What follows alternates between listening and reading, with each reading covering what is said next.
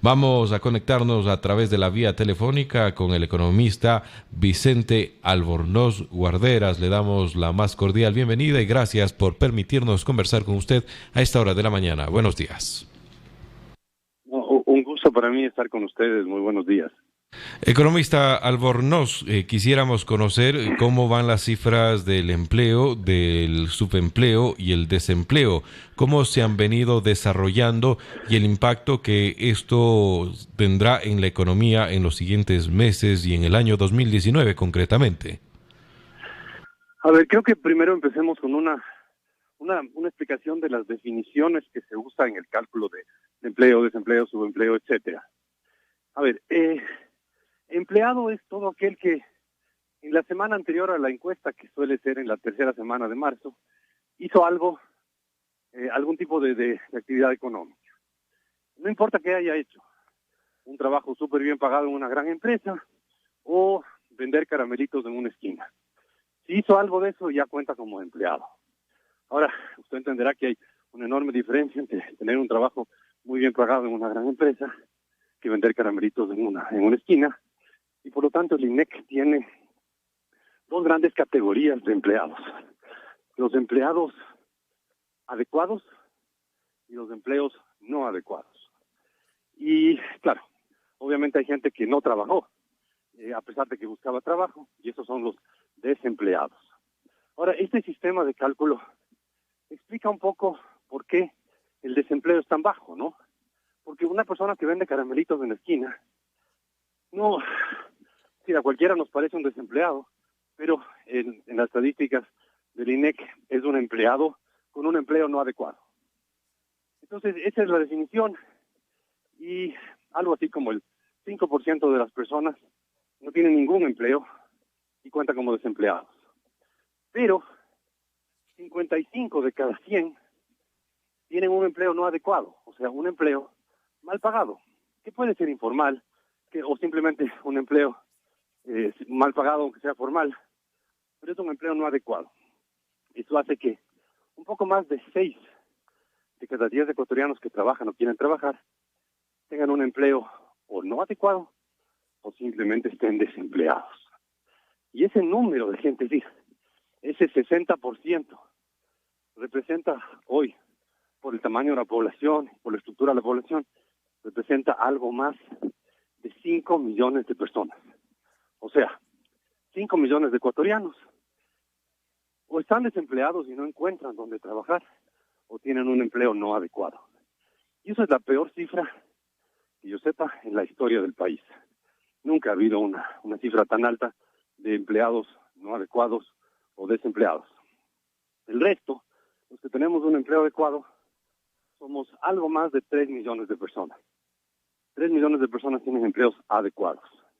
5 millones tienen empleos no adecuados o están desempleados. Y esto de los 3 millones de empleos adecuados es más o menos del mismo nivel que había en el 2011 de empleos adecuados, 3 millones de empleos adecuados. O sea, si es que uno ve, el país está hoy, ¿perdón? No hemos interrumpido su Ah, no, presentación, economista. ok. Entonces, uno dice, estamos en el tema de empleos adecuados, estamos al nivel del año 2011. En estos 8 años ha habido avances, pero también ha habido retrocesos, y tenemos el mismo número de empleos adecuados hoy que hace 8 años. ¿Qué se puede esperar en el corto plazo? Desgraciadamente, ha venido una desaceleración. Estamos en un país que se acostumbró a vivir de las rentas del petróleo, que se acostumbró a depender del gasto público. Las rentas petroleras se acabaron, el gasto público tiene que frenarse porque estaba endeudándonos hasta los bisnietos. Entonces tenemos que readecuar la economía ecuatoriana a una realidad, digamos, suena un poco repetitivo, a una realidad más real. Tenemos un país que se acostumbró a vivir en una ilusión, en un espejismo de altos precios del petróleo. Eso es sencillamente insostenible. Y nos vienen un par de años, 2, quizás 3, de una economía que se va a quedar estancada, no va a crecer, un gobierno que va a perder popularidad, unas elecciones en el 2021 bien impredecibles porque van a llevarse a cabo, van a celebrarse las próximas elecciones en un ambiente de incertidumbre y de crisis económica. Eso en resumen. Economista, las cifras que usted comenta nos dejan entrever de que lo que se está haciendo en materia económica no está representando o generando el impacto que el gobierno ha estimado. ¿No son suficientes entonces? No.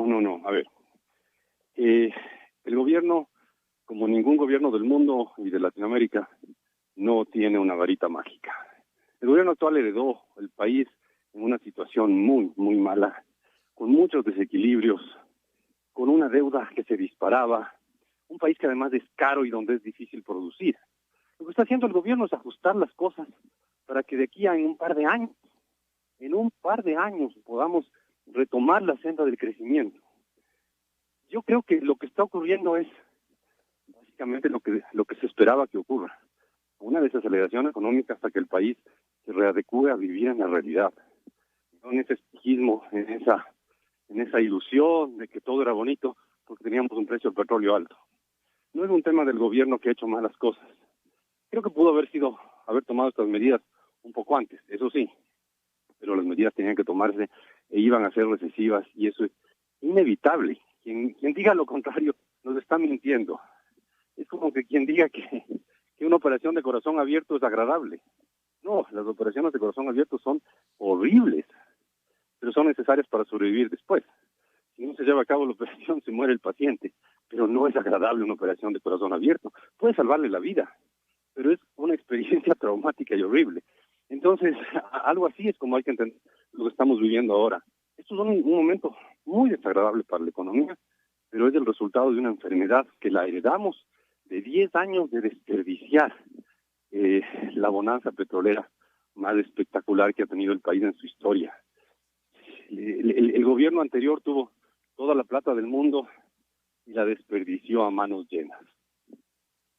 Economista, la carta de suscripción, la carta de intención, perdón, suscrita con el Fondo Monetario Internacional puede manejar o mejorar las cifras que hemos estado comentando esta mañana, o por lo contrario pudieran empeorarle en los siguientes meses.